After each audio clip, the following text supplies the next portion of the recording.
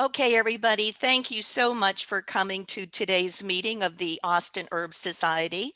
My name is Karen Kalergis, and I'm the president of this wonderful organization, the best little garden club in Austin.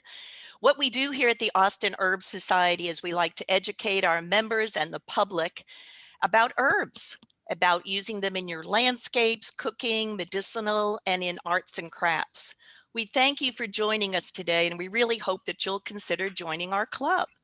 So now, without further ado, I'd like to introduce our Vice President of Programs, Aline Guillot, who is going to introduce our speaker of the day. Aline? Good morning, everyone. We're delighted to have you with us. Fai Chan is going to be our speaker. And Fai, you might want to unmute yourself now so that when it comes time for your program, you're all set. Thank you. Fai is a clinical aromatherapist who is one of our members and also one of the sponsors of the Austin Herb Society. And she owns and operates a business called Deli Aroma. Her program today, as you saw on the slide from Karen, is going to be managing pain and inflammation through natural methods, which we can all use as we get older or live in a society that's full of processed everything that causes inflammation to us. In addition, Fai is going to be donating her 20% of her entire sales for this week. 20% of those will be a donation to the Xiangyun Buddhist Temple. And as an added bonus, one of Fai's friends, Elon Musk, the magnate, has offered to multiply that donation amount by 10 times. So please feel free to buy, and do a lot of good in the world. All right, if we're ready, I'm going to introduce Fai. Fai, please join us and start your program. We're eager to hear from you. Hi, everybody. This is the second time actually that I speak with these club members, and it is always a pleasure to be able to speak here and share my knowledge with you all. And today our topic is about managing pain and inflammation. So what should we do and what shouldn't we do is very important in relieving inflammation or pain. And today I'll try to use like gout or arthritic pain, or even to rheumatoid arthritis and some diabetic pain, so that because I deal with this all the time in my practice, so I'm very familiar with this, that we can maybe have a discussion right after the slides. Actually, to have a better management of pain and inflammation, we need to be more preventative. And when things does happen, we need to intervene, right? So we need to take a proactive approach instead of reactive. If you are always waiting things to happen, then you are going to suffer. So we need to be proactive in our, in our measures. So I will base my discussion on Harvard Health perspective, that it says over 90% of body issues are caused by inflammation. And the implications is based on this saying: if we can prevent or manage inflammation well, then we can avoid at least some inflammatory responses occurred as a result, which can develop further into pain issues. So today's seminar is based on these findings. And we need to know that why the Harvard Health mentioned the inflammation is because it based its research on the free radicals, because of free radicals that cause inflammation. So you can find because inflammation is such a important part of their belief in causing the body issue. So we can find their articles always mention the anti-inflammatory stuff and how reducing inflammation can relieve pain or eradicate it and lead to a better health and longer life, and to improve the overall quality of life. And recently, actually, they developed some online programs in teaching people some therapeutic yoga, Tai Chi, in helping, to fight free radicals and reduce inflammation and pain instead of food therapy alone. And like they also sometimes mention some medical research they have some medical research articles that actually can give us some hints on what's going on in the research world and how we can, what's the pros and cons of taking these medications or not, just in case your physicians ask you to take. So sometimes it's worthwhile to look at their their articles, because they are authority in health that may, give us some trusted source instead of you do your Google, and then you don't know whether the source is trustworthy or not. And the missing link is Harvard actually rarely mentions how technology advancement can lead to more effective healing protocol, and that the cost that technology can cost less and increase the efficacy of the treatment protocols too. So today, let's start. Usually people, when they have some issues, except for visiting their physicians, they will do some self-care to take good care of themselves, like food therapy, exercises, topicals, that is the alternative medicine, and some will use some technological instruments like a massage chair, a massage equipment, or light therapy or something like that. And sometimes they will go to see alternative healthcare, professionals to seek further guidance, like a yoga teacher or some people who practice Ayurveda. And like food therapy, we all know that kale has anti-inflammatory food properties too, like omega-3, celery juice, turmeric, or some supplements are beneficial to take with some issues. Like the people with gout, arthritic pain, or rheumatoid arthritis, this can be an issue closely related to body inflammation, and taking anti-inflammatory food is actually doing good for them. And in my practice, actually, like people who have rheumatoid arthritis, they usually take omega-3, celery juice, and turmeric, and they practice like yin yoga, and they all find that it gives them some kind of relief too. Let's take a look at gout, and gout is very closely related to food you have taken. This is especially sensitive to gout, this issue. So if you have taken the wrong food, you will feel the consequence immediately. What kind of food will cause gout response? Like soybean, tofu, or too much intake of meat, can be found to be related quite directly. So anti-inflammatory food like kale is a good relief to gout, and is found to be successfully helping in reducing and eradicating the issue due to its properties.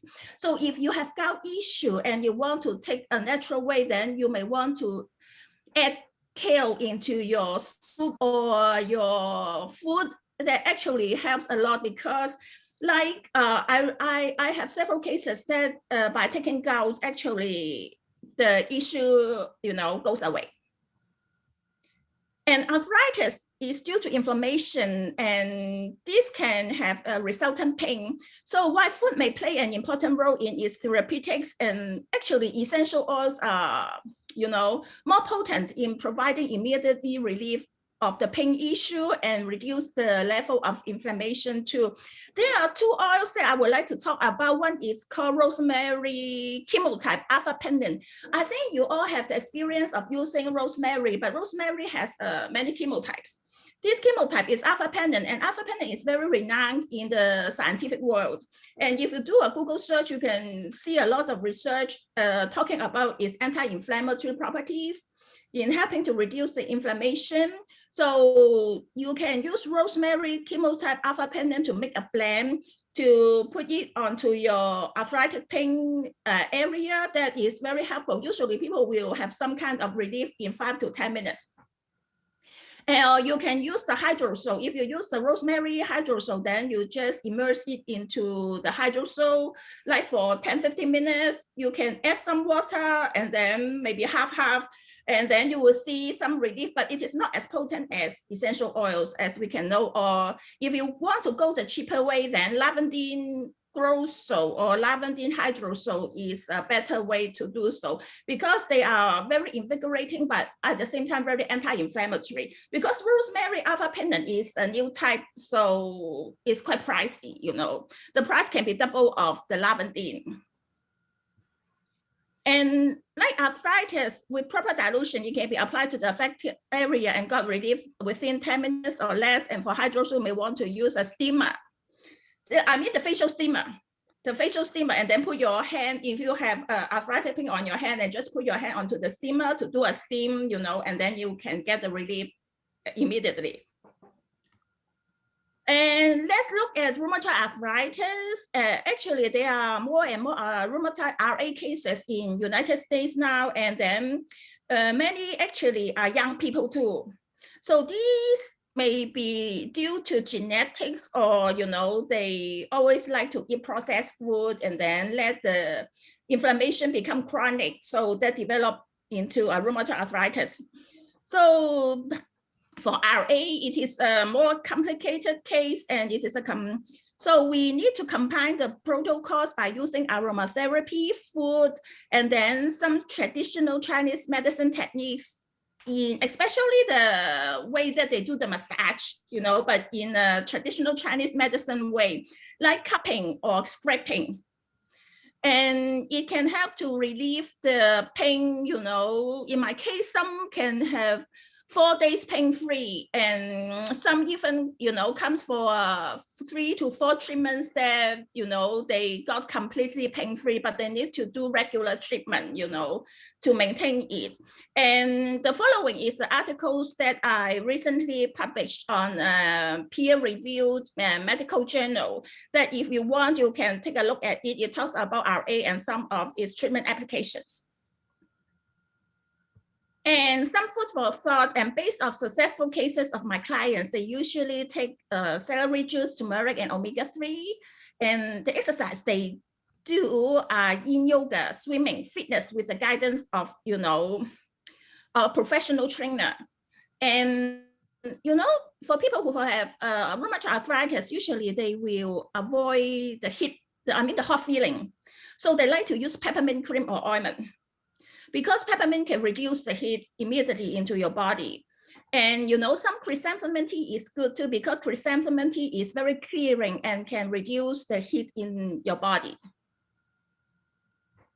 And for those who have prediabetes and diabetes, like a night RA, usually back treatments can bring great relief to them. But for diabetic patients, they need the whole body treatment. So if you are in pre-diabetes stage, this is a high glucose level, but not to the diabetes range, actually infrared red light therapy with some hydrosols, like sandalwood hydrosol, for the whole body application, and then you go do the light for 10 minutes to 20 minutes, and then you can bring great results. Some even get back to normal blood sugar level. I tested it with a few people, so they all get improvement. So if you are on the diabetic side, but you know, the pre-diabetes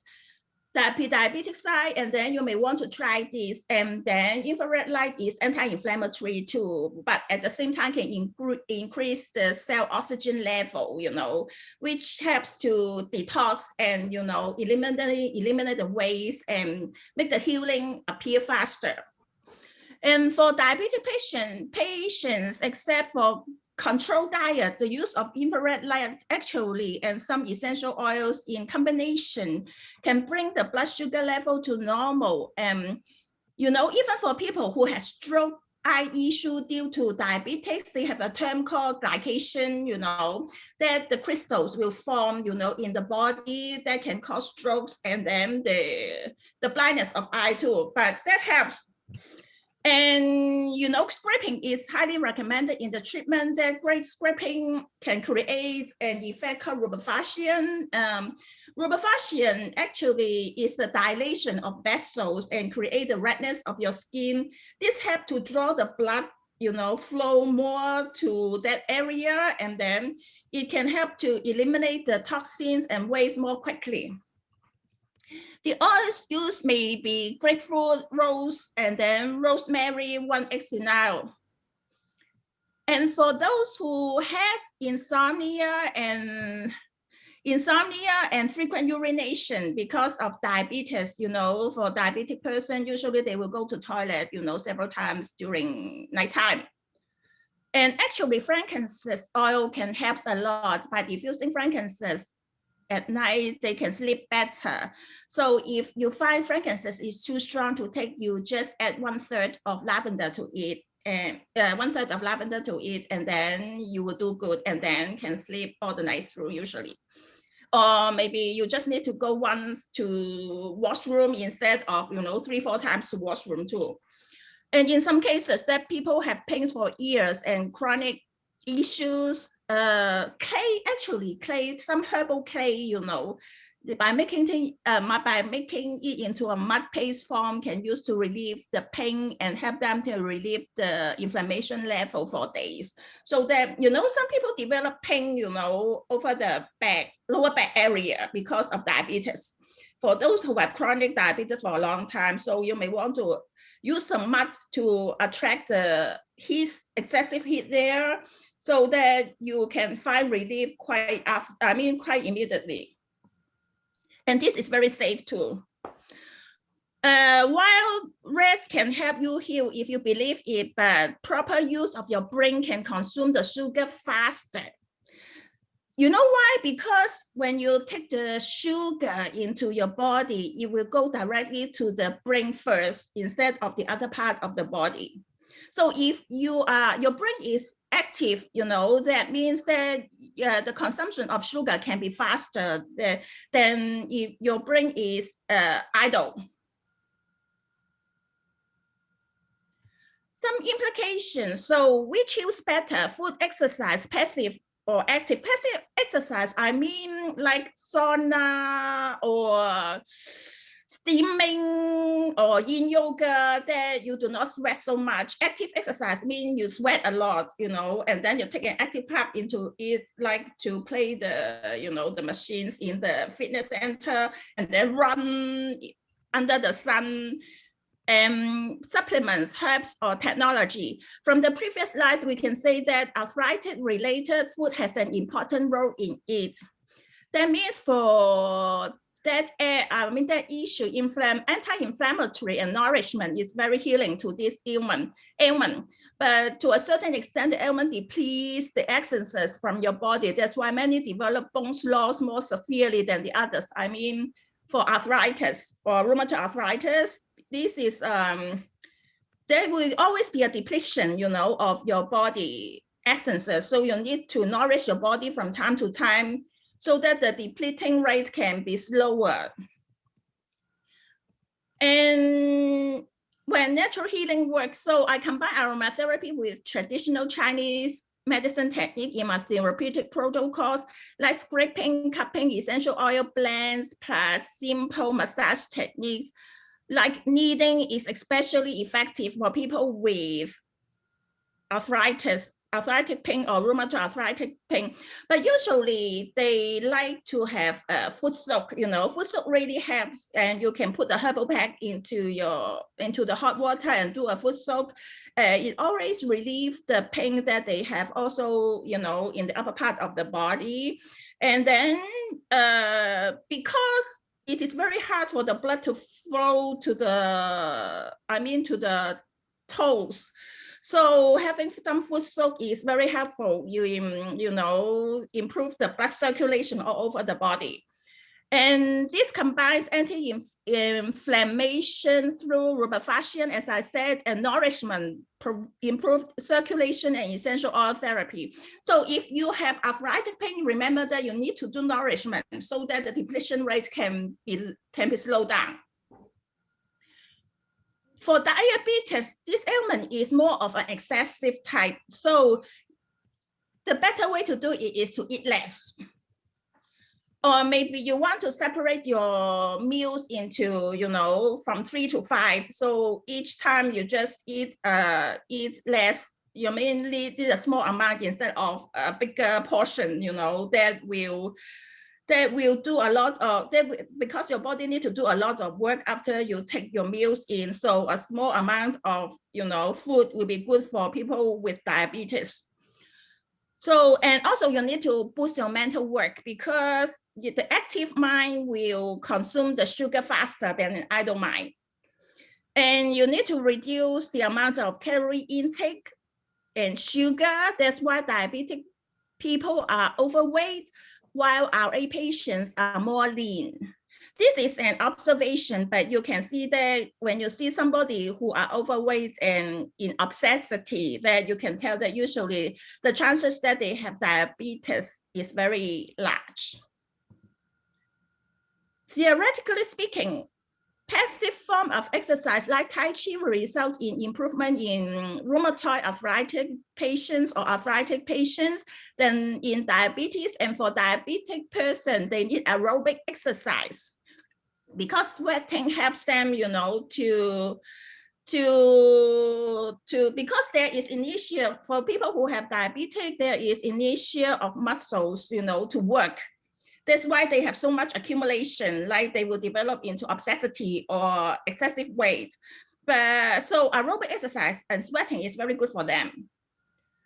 And for RA, bathing, food, so actually body treatments without vigorous work will do good to them. You know why? Because people who have osteoporosis, arthritic pain, or RA, they are afraid that their bone will be broken when you work on them. So you need to be very mild and gentle, and then, not like the diabetic person, they always want you to use a greater pressure and then the force to work on them.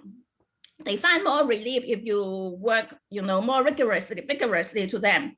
And they especially love peppermint and minty feeling because this is very cooling. For diabetes, massage is more favorable, like hand massage or foot massage instead of purely soaking. That's it, if possible, sweating is a great way to heal for diabetes. And empirical findings through aromatherapy plus massage, successful healing from diabetes is not impossible because through neck and shoulder self-massage, if you have diabetes, you need to do more neck and shoulder self-massage because you want to prevent the crystals from here develop to go to the brain. If it goes to the brain, then chances are great that you will have stroke. Because the crystal can hurt the vessels, the blood flow in the brain, in your brain that usually will cause strokes. So you can do it yourself, or you can ask your family member to do it for you. And then I have some clients who it only takes them 3 to 5 days for the blood sugar to drop, like 30 to 50 pounds. But you can add light therapy to it if you want, because light therapy itself is anti-inflammatory too. And there are some research already demonstrated that light therapy helps those with diabetes. And this has to be done daily to keep the condition under control. So keep the medication. I usually ask them to keep what the doctor told them to do, because FDA is very protective to the conventional medicine. So we need to take into account as we practice the alternative health. And it's better to adhere to their instructions and guidelines and let the doctor tell them when they can stop the medications instead of you tell them or they decide themselves. And FDA actually wants us to give relief to people who have some ailments or issues and not to cure or treat them. And so treat and cure is done by conventional methods according to the FDA guidelines. This seminar, actually, at the end of this seminar, is intended to educate and teach how to analyze a medical article. So when you look at inflammation, it's not just information. You take all the information, food, and then supplements, then it will, and your information will be gone. It's not. There are a lot of factors inside that you need to consider. So sometimes you need to consult professional advice and to complement what a medical article said. Maybe you need to talk to your physician. So when less can be more, things can be really complicated. And so when there is time that you need to use the conventional medicines to treat your issues, then don't feel scary or afraid to do so. That may only do you good, but you usually nowadays you can use the alternative medicine to, to relieve the pain and the side effects of it. So it is very safe, if you combine these two, so long as there is no contraindications. So this is my contact information. So if you have any question about today's seminar, you can always contact me. And then I have a website. If you order today, you can use the discount code. With a minimum purchase of $50, you will get 20% off. So that's the end. Thank you so much for listening. Thank you, Fai. We really appreciate that. And we have a lot of comments and also some questions for clarification.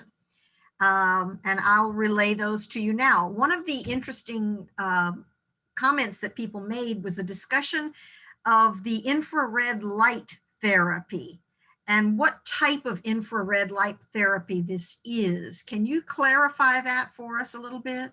Usually, light therapy, they are usually of two types. One is blue that they use for acne treatments, but another one is red. But the red one actually is more rejuvenating. Although it has anti-inflammatory properties, it is more rejuvenating. The best part is that it can increase the cell's uptake of oxygen in your body. So because free radicals will deplete the oxygen level of your cell. Yeah, so you need to have more, increase the cell oxygen level. That can be done through the red light therapy. And how do you get this red light therapy? I can give you a website that you can get it, because this is a more of medical grade and I have been using it for years. So it is very safe and nobody has any side effect of it, only improvement. I can email to you.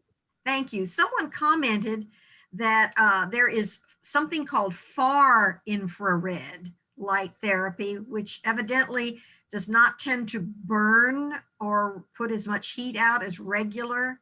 This is a very mild one. So you only need about 10 minutes and it will automatically shut off. But if you do it on your face, this can be done on your face too. So it is very mild, not a very strong one, like what the doctors is doing. This is for home use. So you just need Google, and then do the red light. It will shut off automatically when it is 10 minutes. So when I think this can be used on face that, it is a mild one and not a very strong one like what the doctor is using. So it is very safe to use in home. And some of my clients, they use it at home too. So it brings good results to them, especially for people who have diabetes. Okay, thank you. We have another question that's talking about something called Gong or Qigong. Qigong. Qigong. Yes, it says, does this work as well as Tai Chi? And what is the difference? What is the difference in effectiveness between the infrared and the far infrared therapy? Well, I think you just mentioned about that. You have to be concerned about the safety. So yeah. But what about this Qigong thing? What is that? Qigong is a kind of, like Tai Chi is from China. And then, some cancer patients, they practice Qigong and they find that their breathing and then everything, seems to perform better. Like my auntie who has pancreatic cancer, the terminal pancreatic cancer, the doctor then, I diagnosed that she can only live for 6 months, but she practiced it every day, and in the end, she lived for another 2 years. Oh my! Yeah, so it really helps to improve the immunity of the body and relieve the pain too, so that they can have better treatment results. So, and this is very safe too, but you need to find certified one, or maybe for formal school or formal teacher to teach you, but not to learn it in the YouTube. I mean, when you grasp the basics, you can do it, but because you need to know how to breathe properly, if you don't know the breathing technique, then you are hurting your body. Okay.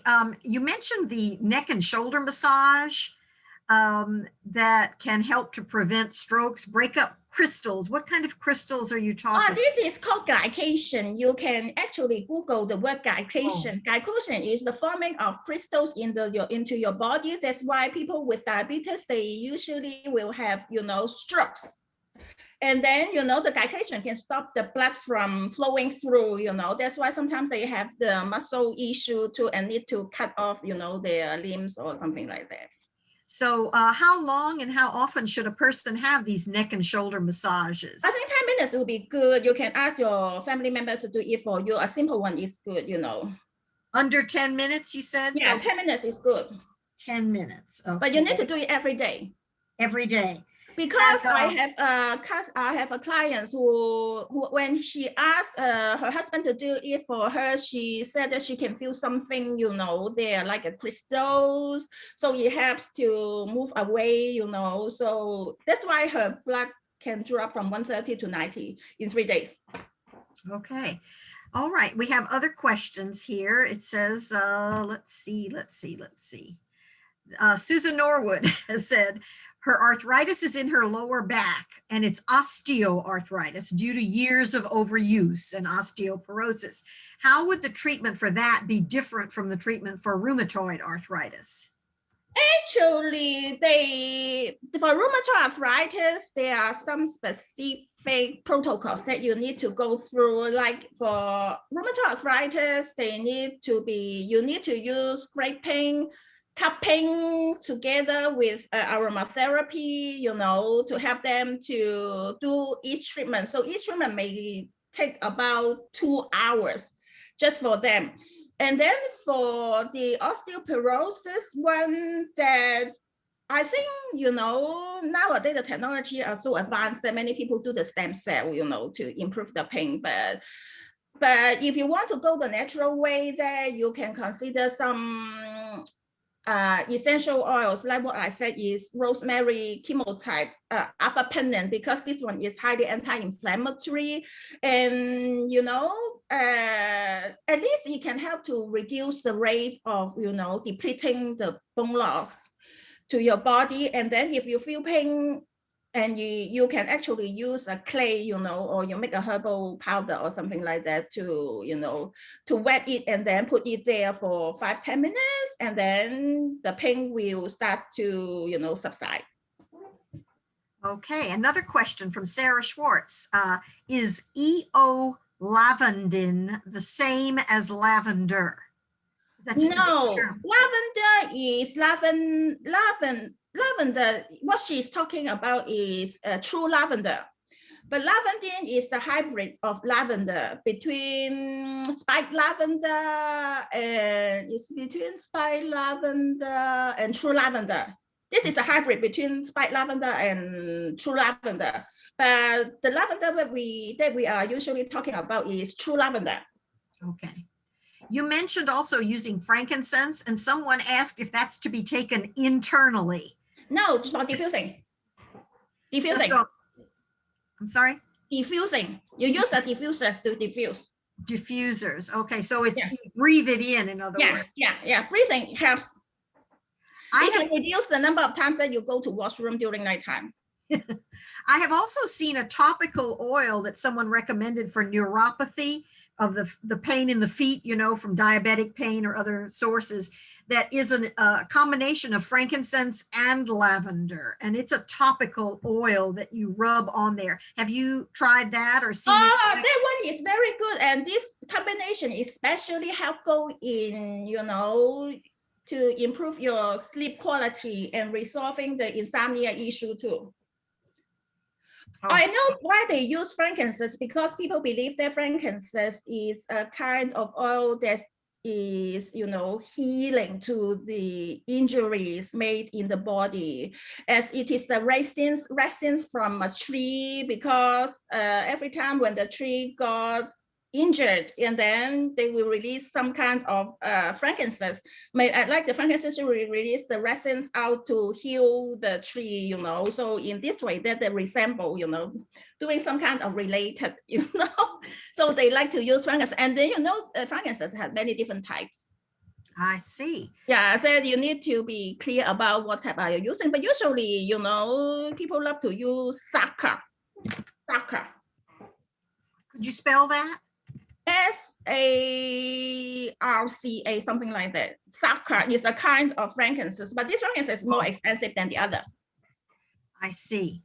Okay, and we have a lot of comments from people, but for those of you who are commenting in among yourselves, you can, these are not really questions for Fai, but it's another resource for you to look at now. Those of you who are participating, if you'll just go into the chat, you'll see various supplemental comments from people that are very helpful.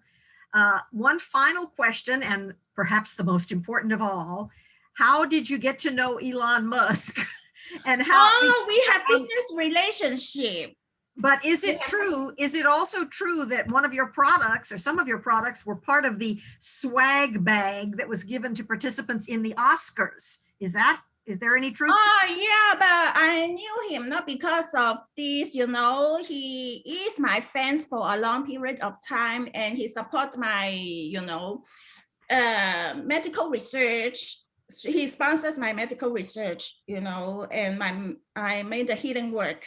That's why I know him. And then we have some kind of business relationship together. So How did you get to know him in the first place? And that'll be our last question. I know a lot of, I also know Bill Gates too. You know where the money is, honey. Yeah, of course we all need money.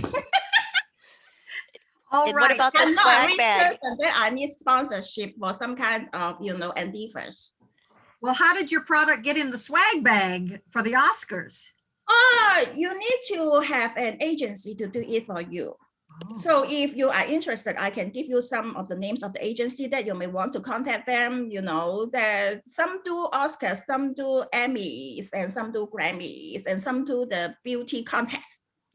Excellent, excellent. Well, you're a real go-getter. And thank you, Fai, for sharing with us your vast amount of knowledge. I can tell you could probably go on for 2 hours if we had the opportunity, but this has been wonderful for us today. Very informative, very interesting. And we thank you very much. Karen, Thank you so much. I'm going to turn it back over to you, Karen.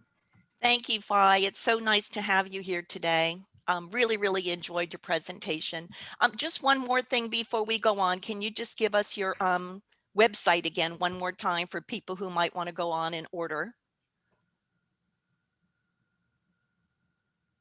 Your website, what's your website? My website is www.dailyaromax.com. Okay, dailyaromax.com. What? Dailyaromax what? Eight. Maybe we can put it in the chat. That would be great. Yeah. Okay. Is it the number 8? Is that Yes. right? Oh, the number Dailyroma 8. Okay, good. dailyaromax.com. All right. And there was a code too. There it is. Whoops, hold on. Code. I think she's gonna scroll to the end of the, oh no, this is Karen's. Okay, screen let's have share. her. No, she can, if she wants to put hers up, that would be great. Because it has the code and everything. Yeah, that's great. We are just wrestling this technology to the ground. Thanks for posting that, Elaine. Fai's going to share her last slide so that we can see the secret code too for that 20% off. Okay, let me order. do it. I think Elaine's comment has a typo in it. Okay, let's go with what's on the screen. We're going to go with this. There we go. All right, there you go for everybody. Her contact information. I recently learned how to do a print screen. If you click print screen on your computer and then do Control N, it'll paste it into a Word document. But there you go. Notice there's a discount code. to, Okay, very good. Thanks again, Fai. And if you stop sharing your screen, then I'll see if I can bring mine up. Very good. Thank you. Thank you so much. It's so nice to have such great information among our sponsors and members. So thank you so much for doing that. All righty. So now, all right, does everybody see our annual membership meeting officer election slide? Did I get that up there? see it. Okay, very good. Okay, so according to our bylaws, April is always our annual membership meeting, and that's when we do our officer elections. Our nominating committee has presented us this slate of officers. First of all, I would really like to recognize our nominating committee. They did a fabulous job this year. The chair is our immediate past president, Autumn Schultz, and Aline Guillot and Judith Kraft and Judy Schlotzauer and Laura Trelu were all members of the nominating committee that came up with this slate. The picture I chose here is not really sending a secret message about what it means to be an officer at Austin Herb Society, but that's actually Bonnie Orr's borage. And when we talked about plants that had survived, Bonnie sent this picture of her borage, which I think is just beautiful. But the other thing I learned from Stephanie Froge is that borage is a symbol of courage. So maybe it does take a little bit of courage to be an officer at Austin Herb Society, but our slate today has certainly shown that, and certainly shown what they have been able to do for the Austin Herb Society, both in the past and in the present. So let me just tell you briefly about our slate. Each of these candidates for office are former presidents of the Austin Herb Society. Jan returned to being an active member, and she was one of the first people that Autumn talked to about filling the position of secretary. And she said she would like to run for office at this time. And we also convinced her to fill an unexpired term. So Jan has been our secretary since January. And here in the May election, she'll be running for her own 2-year term, and we're really happy to have her back. Some of you got to have her be the elf that delivered your cookies at Christmas, and she's been doing a great job as secretary so far, and we're sure that she will in her next term as well. Our next candidate is for Vice President of Education and Outreach, and the nominating committee has put forward Lucinda Rudin. Lucinda is running for her second 2-year term in this position. We all know Lucinda because she's a longtime member and very, very active in the Austin Herb Society. One of the things that she has done as Vice President of Education and Outreach is to create more programs to help get information about the Austin Herb Society to the general public. And she started a program called Talks and Walks in the Garden that, you know, we affectionately call TWIG. And the idea behind TWIG was to be able to reach those people who can't make 10 o'clock in the morning meetings on Tuesday. And so she and her community have been doing some really nice work on TWIG, and they're also now starting to work on doing some of those on video as we expand into making our programs available at any time. So Lucinda is running for the position of Vice President of Education and Outreach, and has also done yeoman's work on our bylaws. She's our bylaws guru. And last but not least, our other officer up for re-election is our Vice President of Communications, Norris Jastilana. You can see the difference that Norris has made in our communications over the last 2 years. Our newsletter is now a thing of beauty. Norris not only revived it, but revived those of you who are longtime Austin Herb Society members will remember Potpourri, which was the name of our printed newsletter. She's now made it into a electronic one, and it has all kinds of information in it about what we have going on. And as busy as we've been, Norris has been even busier keeping us all informed about those things. I see Andra over there, and Andra's plans for the field trips are always in the newsletter, or the listing for the herbal product group, or the culinary group, or the weekly meetings. All of those things Norris makes available to us in the newsletter, and really setting up some good processes for us to make sure that everything that the Austin Herb Society is doing is publicized, and people know about it and know about us. So that is really, really great. So this slate is being presented to us from the nominating committee. We can now have our elections. And what I would like to do is call for a show of hands to accept the slate as our new officers for 21 to 23. All raise your hands, aye. Okay. We definitely have the more than 15 we need for a quorum, right, Suzanne? Okay, any opposed? Any abstentions? Okay, may our newly elected secretary note the record of the vote is that it is a unanimous approval of the officers for election. The other thing that I would like to share at this time that our nominating committee worked on is the rest of the committee chairs, and let's see if that's going to come up. Okay, do you see the board of directors?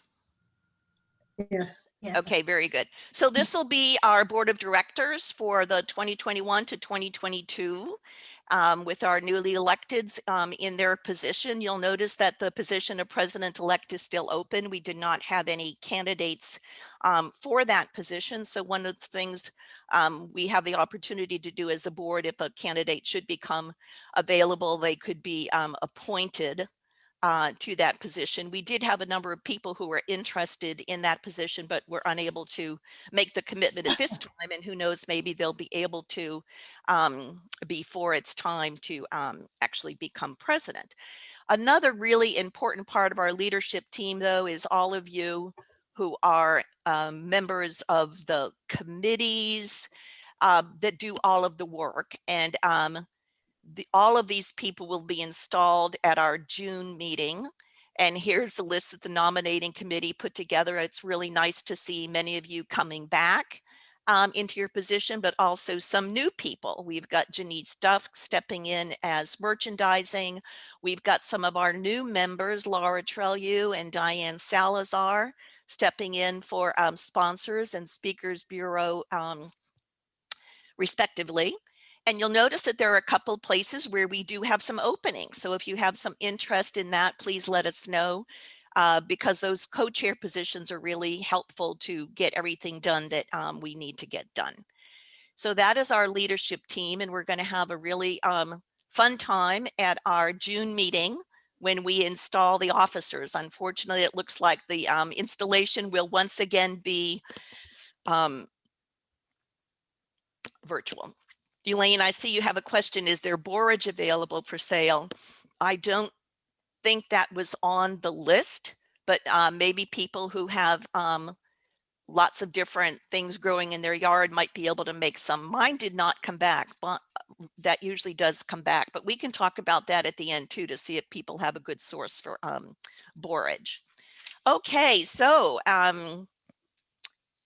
that's my announcement and everything to do with the business. Welcome to our new board officers, and we look forward to another good year. It's now an opportunity for us to have some announcements. And so we were just talking about the plant sale. I would like to ask our co-chairs of the plant sale, Sylvia and Sarah, to tell us how things are going and remind us, when is that deadline for your orders? Oh, I would very much